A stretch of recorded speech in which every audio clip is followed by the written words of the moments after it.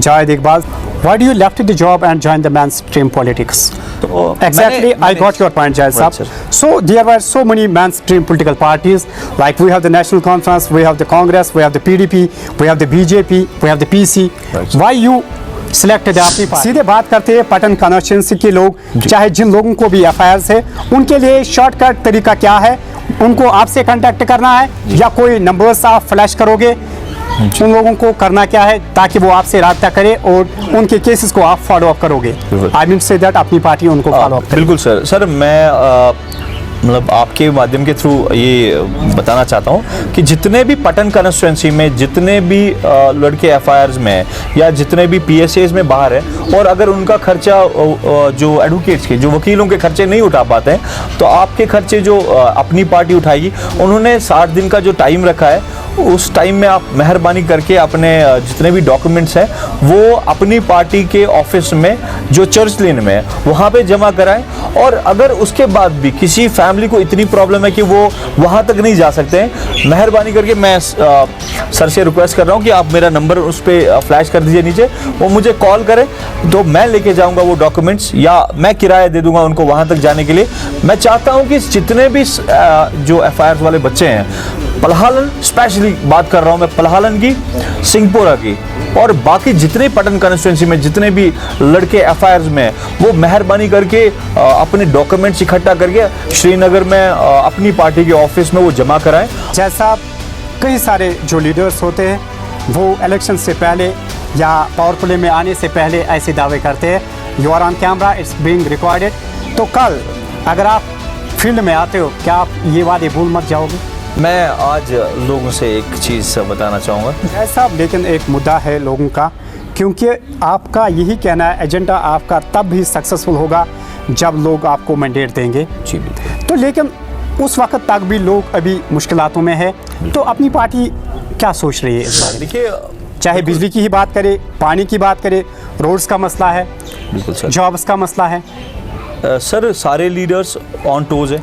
ये मैं अपनी पार्टी की बात नहीं कर रहा हूँ, हर एक, मुझे लगता है जम्मू कश्मीर में हर एक लीडर चाहता है कि उनके आवाम के जो काम हो। इलेक्शन से पहले तो सब लोग जद्दोजहद करते हैं, मैं चाहता हूँ कि इलेक्शन के बाद ये वादे जो है।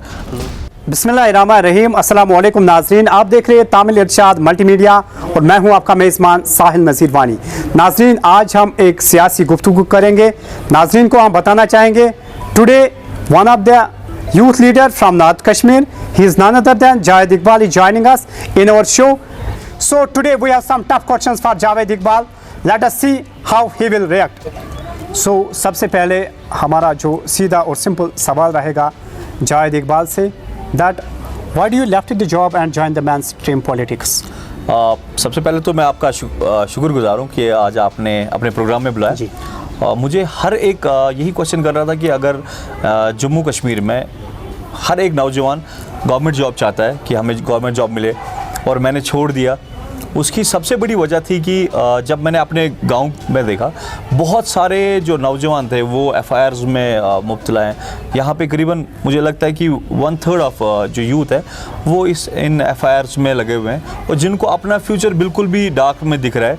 किसी एक को अपना जो जॉब है वो सेक्रीफाइस करना बहुत ज़रूरी था और मैंने सोचा ठीक है, अगर अल्लाह ने चाहा है मुझे तो मैं ही क्यों ना आगे आ जाऊं और अपने जो यूथ की बात करूं मैं, और जो हमारे एरिया में पूरे पटन कॉन्स्टिट्यूंसी की बात करूं मैं, क्योंकि एक एरिया सिंहपुरा भी आता है जहां पे बहुत सारे बच्चे एफआईआर्स में इन्वॉल्व है, पटन में है, पलहालन में है, तो कोई ना कोई किसी न किसी को बात करनी ज़रूरी थी इस बारे में। तो ठीक है जय साहब, आई गॉट योर पॉइंट। सीधे बात करते हैं पटन कॉन्स्टिट्यूंसी के लोग, चाहे जिन लोगों को भी एफआईआर है, उनके लिए शॉर्टकट तरीका क्या है? उनको आपसे कांटेक्ट करना है या कोई नंबर्स आप फ्लैश करोगे? उन लोगों को करना क्या है ताकि वो आपसे राब्ता करे और उनके केसेस को आप फॉलो अप करोगे? आई मीन से दैट अपनी पार्टी उनको फॉलो अप करे। बिल्कुल सर मैं मतलब आपके माध्यम के थ्रू ये बताना चाहता हूँ कि जितने भी पटन कॉन्स्टिट्यूंसी में जितने भी लड़के एफआईआर्स में या जितने भी पीएसएस में बाहर है और अगर उनका खर्चा जो एडवोकेट्स के जो वकीलों के खर्चे नहीं उठा पाते हैं तो आपके खर्चे जो अपनी पार्टी उठाएगी। उन्होंने 60 दिन का जो टाइम रखा है उस टाइम में आप मेहरबानी करके अपने जितने भी डॉक्यूमेंट्स हैं वो अपनी पार्टी के ऑफिस में जो चर्च लेन में है वहाँ पर जमा कराएँ। और अगर उसके बाद भी किसी फैमिली को इतनी प्रॉब्लम है कि वो वहाँ तक नहीं जा सकते हैं, मेहरबानी करके मैं सर से रिक्वेस्ट कर रहा हूँ कि आप मेरा नंबर उस पर फ्लैश कर दीजिए नीचे, वो मुझे कॉल करें तो मैं लेके जाऊँगा वो डॉक्यूमेंट्स, या मैं किराया दे दूँगा उनको वहाँ तक जाने के लिए। मैं चाहता हूँ कि जितने भी जो FIRs वाले बच्चे हैं, पलहालन स्पेशली बात कर रहा हूँ मैं, पलहालन की, सिंहपुरा की, और बाकी जितने पटन कॉन्स्टिट्यूंसी में जितने भी लड़के FIRs में, वो मेहरबानी करके अपने डॉक्यूमेंट्स इकट्ठा करके श्रीनगर में अपनी पार्टी के ऑफिस में वो जमा कराएं। आपको एक उसके बाद एक ग्रुप वहाँ पे बनाएंगे, उसके बाद आपको कंटिन्यूसली वो अपडेट मिलता रहेगा कि आपके केस के क्या अपडेट्स हैं। तो मुझे लगता है कि ये सबसे बड़ा एक सुनहरा मौका है हमारे लिए, मेहरबानी करके आप वहाँ तक पहुँच जाइए। Exactly, I got your point, Jai Right, Saab. So there were so many mainstream political parties, like we have the National Conference, we have the Congress, we have the PDP, we have the BJP, we have the PC. Right. Why you selected the अपनी party, led by Sayyid Mohammad Altaf Bukhari साहब? जी sir, जब मैं करीबन मैंने 1 साल लिया जी। Party join करने के लिए, जब मैंने अपना कैरियर स्टार्ट किया इसमें, उसके बाद 1 साल के बाद मैंने अपनी पार्टी चूज़ करी, जबकि जो उसमें लीडर्स थे उन्होंने काफ़ी मुतासिर किया। अल्ताफ़ बुखारी साहब की बात करूं या गुलाम हसन मीर साहब की बात करूं, जो उन्होंने अपने एरियाज़ में जो काम किए हुए हैं, उन्होंने हिस्ट्री बना के रखी हुई है। उनके एरिया में मैंने कभी ऐसा नहीं देखा कि वो ड्रिंकिंग वाटर पे प्रोटेस्ट हो रहा है, रोड के लिए प्रोटेस्ट हो रहा है, पुल के लिए प्रोटेस्ट हो रहा है, ऐसा मैंने वहाँ पर नहीं देखा। मैंने उसके बाद मैं बड़ा मुतासिर हुआ इस जो लीडरशिप है अपनी पार्टी में, जिसने मुझे इसकी तरफ माइल किया। ये जो आपके लीडर्स थे ये भी पहले दूसरी पार्टियों में थे, तो आप फोकस करते जो इनके एरिया से उनमें जो बेसिक कम्युनिटीज़ की प्रॉब्लम है वो आपको देखने को नहीं मिली। किस तरह से रिएक्ट करते हो इस सवाल को? सर, ये बिल्कुल दूसरी पार्टीज़ में, इसलिए मैंने ये नहीं बोला कि मैंने पार्टी को देख के मैंने ज्वाइन की है, मैंने लीडरशिप को देख के ये पार्टी ज्वाइन की है। अगर गुलाम हसन मीर साहब के एरिया में जाते हैं, वहाँ मैंने किसी को बेसिक कम्युनिटीज़ के लिए। So I got your point. So you mean say that अगर हम सईद मोहम्मद अल्ताफ बुखारी साहब की बात करें, गुलाम हसन मीर साहब की बात करें, जो इनके अपने कॉन्स्टिट्यूएंसीज है, उनमें आपको ये बेसिक कम्युनिटीज़ के प्रॉब्लम्स नज़र नहीं आए और आपको लगा कि ये ग्राउंड लेवल पे ये जो लीडरशिप है आपकी ये काम कर रहे हैं? जी बिल्कुल सर, बिल्कुल। डू यू मीन से like that? Exactly sir, exactly. तो जैद साहब, आपसे पूछना चाहेंगे जो अपनी पार्टीज़ के मेन एजेंडा क्या है? What are the major agendas of अपनी पार्टी? जी सर, सबसे पहला पॉइंट तो सर ये था कि मैंने लीडरशिप को देख के अपनी पार्टी ज्वाइन की। दूसरी चीज़ जो मुझे इनमें डिफरेंट लगी है इस पार्टी में, जो कोर एजेंडा है अपनी पार्टी का, 4 चीज़ें उन्होंने दी है। जब हम इस पर डिस्कस भी करते हैं कभी, एक जो भी एक नॉर्मल कश्मीरी है या जम्मू कश्मीर का बाशिंदा है, उसको यही चीज़ें ज़रूरत है। उनमें सबसे पहला कि अल्ताफ़ बुखारी साहब का जो 4 पॉइंट्स का कोर एजेंडा आया था, सबसे पहले उसमें था कि हम गैस सिलेंडर्स जो है, जो कुकिंग गैस सिलेंडर्स है, वो 4 हम फ्री फराहम करेंगे एक फैमिली को, जबकि एक फैमिली की इतनी ही रिक्वायरमेंट है। 4 सिलेंडर्स वो साल भर में यूज़ करते हैं, जो बिलो पॉवर्टी लाइन की बात कर रहा हूँ मैं। उसके बाद जो सेकेंड पॉइंट था कि हम 500 जो यूनिट्स हैं इलेक्ट्रिसिटी के, वो आप फ्री देंगे कश्मीरियों को। आप देखिए, कश्मीरियों को सबसे ज़्यादा प्रॉब्लम जो आ रहा है वो इलेक्ट्रिसिटी की तरफ से आ रहा है, क्योंकि हाल ही में अगर बिजली की बात आपने छेड़ी, तो हाल ही में हमें लोगों में ये भी एक तनाव जैसा फैला हुआ है कि बिजली डिपार्टमेंट को लेकर कि ऑल ऑफ सडन जो बिजली फी होता था मंथली, उसमें भी राइज किया गया है। बिल्कुल सर। तो लोग तो काफ़ी ज़्यादा परेशान है उस चीज़ को भी लेकर। एक तो परेशान है, मैं नाइंसाफ़ी बोलूँगा, क्योंकि बिजली हमारी है और हमें ही एक्स्ट्रा रेट्स पे अगर मिल रहा है, ये नाइंसाफ़ी नहीं तो और क्या है। क्यों, इसीलिए मैं बात कर रहा हूँ इस जो यूनिट्स है 500 यूनिट्स जो है वो अपनी पार्टी फ्री देगी, उसका कोई चार्ज नहीं होगा। ये दूसरा पॉइंट था अपनी पार्टी का। और तीसरा पॉइंट जो है, जो भी मैरिज असिस्टेंस मिल रही थी गर्ल्स को, वो 50,000 मिल रही थी, 50,000 रुपये मिल रही थी। तो अल्ताफ़ बुखारी साहब का कहना था कि हम इसको इंक्रीज़ करके 1 लाख रुपए कर देंगे जी। और फोर्थ, जो सबसे मेरे दिल के क्लोज है और जो जिसके ऊपर मैं प्राउड करता हूँ कि मैंने अपनी पार्टी ज्वाइन की है, वो है जो ओल्ड एज फंड है। जो ओल्ड एज फंड जो है वो 1000 रुपीज़ था, 1000 रुपये से। और सब लोग जानते थे 1000 रुपये में कुछ नहीं होता, उनके मेडिसिन का खर्चा भी नहीं होता है इस 1000 रुपये में, तो अल्ताफ़ बुखारी साहब का कहना है कि हम 5000 रुपये इसको इंक्रीज़ करेंगे, 1000 से सीधा 5000 रुपये करेंगे। ये फैमिली उसके बाद सस्टेन कर सकती है, जितने भी जो एल्डर्स हैं हमारे, क्योंकि आप देख लीजिए इस्लाम में भी है, अगर आप अपने एल्डर्स की खिदमत करते हैं तो आपकी दुनिया भी ठीक है और आखिरत भी ठीक है।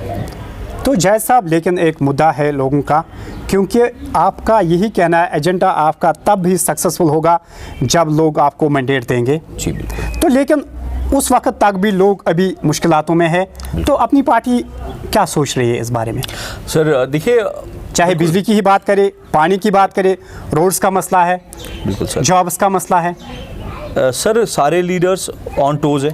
ये मैं अपनी पार्टी की बात नहीं कर रहा हूँ, हर एक, मुझे लगता है जम्मू कश्मीर में हर एक लीडर चाहता है कि उनके आवाम की जो काम हो। इलेक्शन से पहले तो सब लोग जद्दोजहद करते हैं, मैं चाहता हूँ कि इलेक्शन के बाद ये वादे जो है लोगों के साथ पूरे हो और हमें लोग दुआएं दें, क्योंकि अभी के टाइम में जो नॉर्मल जिस तरीके से एक लीडर है और आम आवाम में कोई फ़र्क नहीं है, क्योंकि ये यूटी के अंडर है जी। और गवर्नर रूल जब तक है तब तक आप चाह के भी कुछ नहीं कर सकते हो, लेकिन आपकी है कि आप आवाज़ उठाते हो, बात करते हो। अभी रिसेंटली मैंने एक अपने इंटरव्यू में भी ये चीज़ कही थी कि ये नाइंसाफ़ी है जो आप बिलो पॉवर्टी लाइन की जो फैमिलीज़ हैं उनको अगर आप इलेक्ट्रिसिटी बिल्स बढ़ा के दे रहे हो, मुझे नहीं लगता कि ये कोई समझदारी वाली बात है। उस बारे में लोगों से हमने राय ली थी कि जो बिजली फीस में इजाफा हुआ था, लोगों का ये भी कहना है कि अगरचे डिपार्टमेंट में उसने इंक्रीज़ की है, फीस में उन्होंने इंक्रीज़ किया है, लेकिन लोग चाहते हैं फिर बिजली होनी चाहिए, उसके बावजूद भी बिजली में इतने सारे कर्टलमेंट शेड्यूल्स है। बिल्कुल सर मुझे लगता है कि अगर अपनी पार्टी इंशाल्लाह, क्योंकि जब लीडरशिप से बात करते हैं तो वो पूरी श्योरिटी के साथ बोल देते हैं कि सबसे बड़ा जो मसला होगा ना कश्मीर में, इंशाल्लाह ये बिजली का मसला हल होगा और यहाँ की जो आवाम है ना उनको राहत मिल जाएगी डेफिनेटली इस बिजली के मामले में। जायद साहब, सीधे बात करते हैं जो आपके वर्कर्स के कन्विक्शन रहे, चाहे नॉर्थ कश्मीर बारामूला की बात करें, मैनहाबा पटन कॉन्स्टिट्यूंसी पलहन की बात करें, या सीधे हम रुक करते हैं कैपिटल सिटी में जो आपने रिसेंटली दिखाई, लोगों का काफ़ी ज़्यादा मैंडेट था वहाँ पर जी। तो क्या लगता है आपको आगे जो असेंबली इंतखाब होने वाले हैं जी, तो किस नज़रिए से आप देखते हो? सर ये तो खुशी वाली बात है कि अगर आपको लोग एक्सेप्ट करते हैं, आपके एजेंडे को एक्सेप्ट करते हैं। देखिए, एक तो थ्रू मीडिया या थ्रू सोशल नेटवर्किंग साइट्स एक एजेंडा फैलाया जाता है कि ये पार्टी इनके साथ एफिलेटेड है, वो है, मतलब बहुत सारी अफवाहें उड़ाई गई। हाँ, sometimes you are called as B team of BJP. Exactly sir, exactly. कुछ लोग उसमें भी अभी राइट सर सोच रहे हैं। वो एक डर था जो इन लोगों ने फील किया 12 तारीख को श्रीनगर में। हर एक पार्टी ने इसको फील किया, उनको पहले दिन से पता था कि अपनी पार्टी को लार्ज एक्सेप्टेंस है कश्मीर में, क्योंकि ये ऐसे लीडरशिप है जिनके ऊपर कोई दाग नहीं है जी। ठीक है, ये अलग पार्टीज में थे, इसमें कोई शक नहीं है, बट ये ऐसे लीडर्स है उन पार्टीज में जिनके दामन पे कोई दाग नहीं है। इन्होंने हमेशा लोगों की बात की है। अगर ये लोग इकट्ठा होकर एक पार्टी बना रहे, ऑब्वियस सी बात है हर एक पार्टी डर रही थी इस चीज़ से कि जी। जैसे आपने डर की बात छेड़ी है, सीधे हम बात करते हैं जो लास्ट टाइम आपने पलहल में एक हिस्ट्री क्रिएट की, आफ्टर मोर देन 30 इयर्स यहाँ पर एक बड़ा वर्कर्स का कन्वेक्शन हुआ। हालांकि इससे पहले जो पलहल के लोग हैं वो नहीं चाहते थे ये मेन स्ट्रीम पॉलिटिकल लीडर्स से इंटरेक्ट करना, इनके गैदरिंग्स में जाना। Possible, how you made possible that? आपने कैसे वो मुमकिन बनाया? सर इसकी मैं आपको सीधे से ये बात बोलूं, मेरे उस्ताद एक उन्होंने बताया था मुझे कि बेखौफ और बेबाक होने के लिए बाकिरदार होना बहुत ज़रूरी है, क्योंकि आप जब इस एरिया से निकलते हैं तो आपके किरदार पे भी नज़र पड़ती है। सब लोग यहाँ पे सेटिस्फाई थे कि क्योंकि इस लड़के ने ना किसी की से आज तक 500 रुपये लिया है किसी काम के लिए, ना किसी को दिया है, ये ना इसमें इन्वॉल्व था आज तक।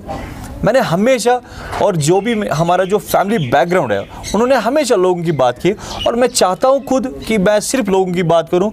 और अगर मेरा अल्लाह ताला ने रिज़्क़ इसी में लिखा है, और अगर अल्लाह ताला ने ये लिखा है कि मैं इसी फील्ड से लोगों की खिदमत करूं, तो इससे खुशी वाली कोई बड़ी बात नहीं है। जैसा कई सारे जो लीडर्स होते हैं वो इलेक्शन से पहले या पावर प्ले में आने से पहले ऐसे दावे करते हैं, you are on camera, it's being recorded. तो कल अगर आप फील्ड में आते हो, क्या आप ये वादे भूल मत जाओगे? मैं आज लोगों से एक चीज़ बताना चाहूँगा, क्योंकि जब जो लीडर्स हैं अपने वादों से मुकर जाते हैं, इसमें लीडर की सिर्फ मुझे लगता है कि 20% गलती है, 20%।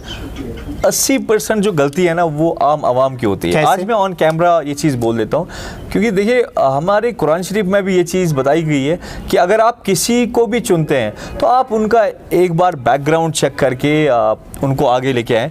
जितने साफ इंसान सियासत में आ जाएंगे उतना ही लोगों को फ़ायदा मिलेगा। जितने गंदे और जो करप्टेड लोग हैं पॉलिटिशियंस में आएंगे, इसमें पॉलिटिक्स में आएंगे, उतना ही ये काम ख़राब होते जाएगा। इससे पहले मुझे भी बोलते थे कि यार ये बड़ा एक दलदल है, गंदगी का दलदल है, लेकिन मुझे ये चीज़ समझ आ रही थी कि अगर और गंदे लोग इसमें आ जाएंगे तो ये और गंदा होता जाएगा, पोल्यूट हो जाएगा। अगर आप लोग चाहते हो, अगर लोग चाहते हैं, मैं नहीं उनको ये चीज़ बोल रहा हूँ कि आप सीधा जावेद इकबाल को ही वोट दे दीजिए या जावेद इकबाल को ही चुन लीजिए। एक बार जिनको आपको वोट डालना है, आप मेहरबानी करके उनके किरदार को देखें, एक बार उनके जो पिछला बैकग्राउंड है, क्योंकि ये इस्लाम में आपको कभी धोखा नहीं मिलेगा इंशाल्लाह। एग्जैक्टली जायद साहब, at last but not least the most important question that जो आपने नौजवानों की बात छेड़ी है जिनको ऑलरेडी एफआईआर्स लगे हुए हैं, चाहे स्टून पेल्टिंग के एफआईआर्स हो या किसी और चीज़ के एफआईआर्स हो, तो अपनी पार्टी ने एक उसमें बहुत ही अच्छा एक अनाउंसमेंट की है कि वो उन लड़कों के हक में लड़ेंगे। तो उस बारे में बताए ऑडियंस को। सर, अपनी पार्टी ज्वाइन करने से पहले मैं सोशल एक्टिविज्म में था और मैंने पहले दिन से और मेरा एम भी यही था कि जिसके लिए मैं उठा हूँ वो सीधा एफआईआर्स है।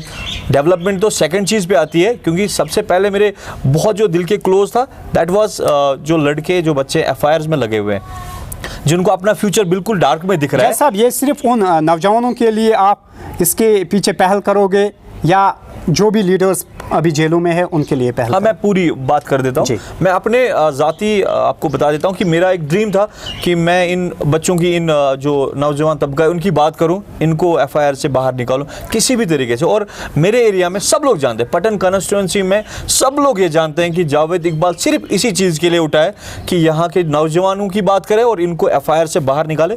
और अल्लाह का शुक्र है, जिस दिन ये कमेटी बिठाई, जिस दिन अपनी पार्टी ने ये इनिशिएट किया, उस दिन मुझे लगा कि अल्लाह का कुछ कर्म है, मैं अच्छी पार्टी में आया हूँ और जो मेरे जो ख्वाहिशात हैं वो पूरी हो रहे हैं इस पार्टी में।